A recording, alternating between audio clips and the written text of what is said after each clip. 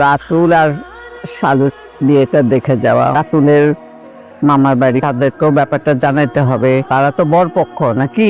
আপনারা যেমন আমার আর রাতুলের বাবার বিয়েটা মেনে নেননি, আসলে আমার পরিবারও বিয়ের পর তাদের সাথে তোমার আর কোনো যোগাযোগ হয় নাই। চিনাম।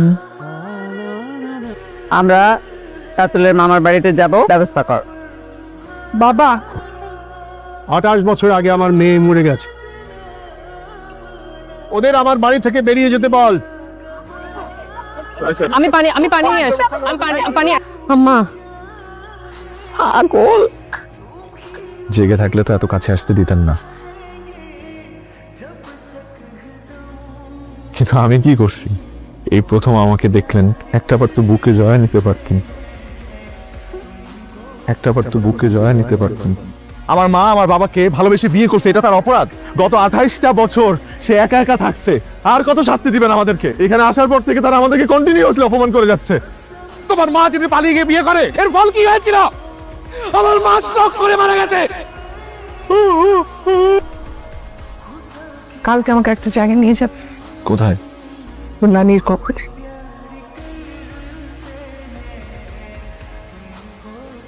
তুমি কি করো? আপনার না পায়ে ব্যথা, তাই পা টিপে দিতেছিলাম। না, পা টিপতে হবে না, এই পা টিপে কোনো লাভ নেই। ওই পা টিপলে আমি টের পাই না, এটা কাঠের পা। বাজাইছে না? শালু চেষ্টা তো করছে, অ্যাটলিস্ট শালুর ইন্টেনশন তো খারাপ ছিল না। সিনেমার পোস্টারের মতো সুন্দর একটা মানুষ, সারাটা দিন কাজ করে, এই হাত দিয়ে একা একা রুটি বানায়, সবজি কুটে। আসলে আপনারা মেয়ে মানুষ তো, কষ্টটা আপনারা বুঝতে পারছেন।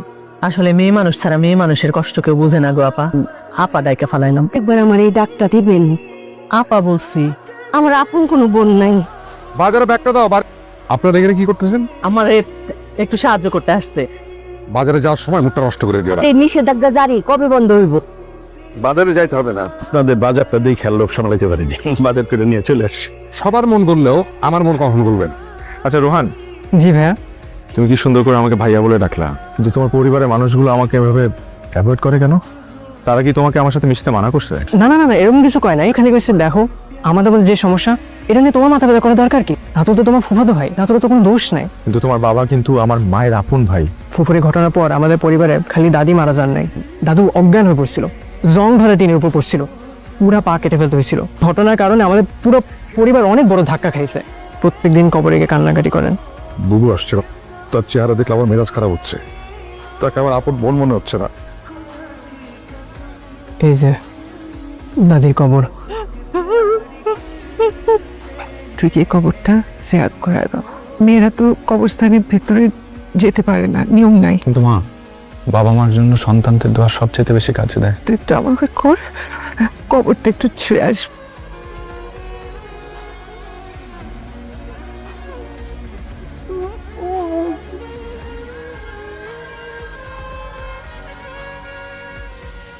কাদামাটি মা।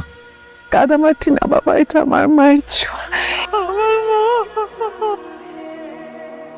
না না, মাছ ওরে নাই।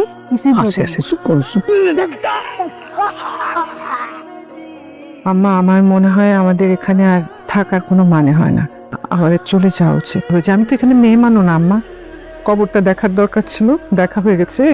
আমাদের আসলে এখানে থাকাটা ঠিক হচ্ছে না। শুধু এবারে বউটা একটু ভালো, কেউই তো পছন্দ করে না। পাথরে খসলেও তো ক্ষয় হয়। রাতুল, রাতুল, তোরা নাকি চলে যেতেছিস? আমার জায়গায় থাকলে তুমি কি করতা? শেষ চেষ্টা করে দেখতাম। তো এই বাড়ির মানুষের সাথে কোনো চেষ্টা করে কোনো লাভ নাই। আমি আমার মায়ের অনুরোধে অনেক বছর পর আমার দাদা বাড়িতে গেছি। আমি ঝাল খাইতে পারতাম না, তারা আমাকে মুখে তুলে খাওয়াই দিচ্ছে, কিন্তু তারা একটাবারও আমার সাথে বাজে আচরণ করে নাই। পদে পদে আমাদের সাথে বাজে আচরণ করতেছে। আমার মাকে আমি সবচেয়ে বেশি সম্মান করি এবং সবচেয়ে বেশি ভালোবাসি। মাকে অপমানের কষ্ট সহ্য করা যায় না। এ বাড়ি থেকে তুই কিছুই পাইলি না। আমি তোমাকে পাইছি, আমি মামার ভালোবাসা পেয়ে গেছি। তোর বিয়েতে আর কেউ না যাক, আমি যাবো। Thank you. তোর জন্য কম জানছি, কিন্তু তুই আমার আপন নই না।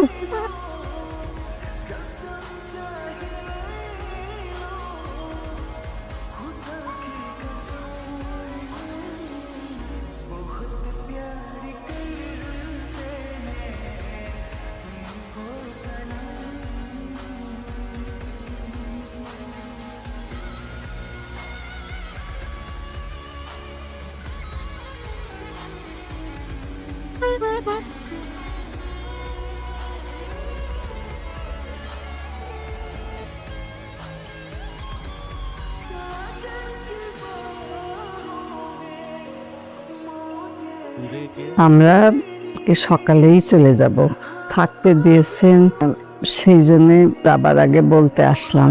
আপনার মেয়ের উপর অনেক রাগ করে আসেন জান, একই কারণে আমার ছেলের উপরে রাগ হয়েছিল। সে আসছিল, সে কিন্তু লাশ হয়ে। গত বছর রাতুলরে ডাকছিলাম, আপনার মায়ারা আমি ডাকতে পারিনি। রাতুল আমার রক্ত, কিন্তু সে তো আমার রক্ত না। কিন্তু যখন রাতুলরে দেখলাম আমার মনে হইল ভুল করছি, এত বছর নিজের পরিবারে দূরে সরাইয়া রাখছি। এসব কথা আপনি আমাকে বলছেন কেন? আপনজন দূরে থাকলেও রক্তের সম্পর্ক মোছা যায় না। আপন মানুষ আপনই থাকে। এত বছরে বুঝতে পারলাম যে সে একটা না হয় ভুলই করছে, ওরা তো ভুল করবে, মাফ করে দিয়েন।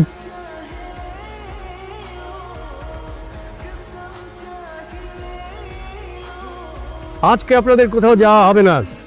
আমরা তো বাস ঠিক করে ফেলেছি। যাওয়া হবে না তখন হবে না। ঈদের আগের দিন অতিথি চলে গেলে গৃহস্থের অমঙ্গল হয়। আপনারা যদি আমার অমঙ্গল চান যান। রাতুল, সবাইকে নিয়ে ভিতরে যা। ভিতরে যাই, বলে দিছে আজকে বহু কষ্টে তোর সাথে রায়হানরে সেট করছে গরু কেনার জন্য। এই লোক তো আমার দিকে তাকাই না। তো যা কে যা। রায়হান, তোর গরু কোনটা? যেটা, এটা বিয়া সাহেবদের। বিয়া সাহেব, আপনার গরু তো অনেক সুন্দর হয়েছে। আপু তাহলে আমিও দিব। কিন্তু আবহাওয়াটা ঠান্ডা হয়ে গেছে না? ঈদ মোবারক। ঈদ মোবারক আব্বা। এই যে এটা নাও। না না, রাখতে হয়। আমার সালামি না দিয়া তুমি রোহানের সালামি দাও। আমার দেওয়ানের সমস্ত ভাবে এই যে আমাদের সালাম। রাইনো না সালামি এই রোহান, কষারে খবর তুই। সালামি দাও। ঠিক লাগতো। সালাম করতে হবে তো। দুই পাইয়ে দিলাম। Thank you. আজকে তো আমরা চলেই যাচ্ছি। আমি জানি আপনারা কেউ আসবেন না আমাদের বিয়ে, তারপরও আমি কার্ড পাঠাবো। তবে আমার বিশ্বাস এই মানুষটা আসবে, কিন্তু আমি মন থেকে চাই আপনারা সবাই আসেন। আসসালামু আলাইকুম, ঈদ মোবারক। ঈদ মোবারক। আসলাম একটু কথা বলার জন্য। আপনার কাছে আসতে না ভয় লাগে। আসছিলাম সম্পর্কটা ঠিক করার জন্য, কিন্তু হইল না। একটা হাত জোর করে একটা অনুরোধ করব, আপনি যদি পারেন আমার মাকে একটু মাফ করে দিন। জীবন একটাই, এত রাগ অভিমান করে থাকার কি আছে। আমরা চলে যাচ্ছি, হয়তো আপনার সাথে আর কোনোদিন দেখা হবে না। আপনি ভালো থাকবেন।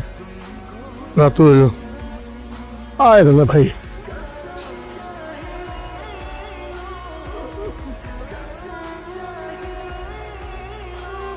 মা, দাদা ভাই, তোর মাকে দে। এটা আমার মায়ের গয়না, আমার বিয়ের জন্য রাখাচ্ছি। বাবা, গয়না লাগবে না বাবা, একটাবার আমার নামটা তোর একটু ডাকবেন। আমি আর কখনো আপনার এখানে আসবো না, আমি কথা দিচ্ছি।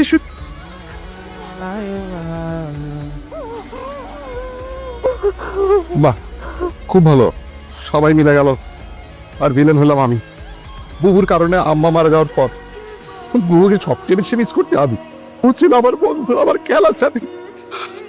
আরেক মা, না বুবু, আমি তোমাকে ক্ষমা করি নাই।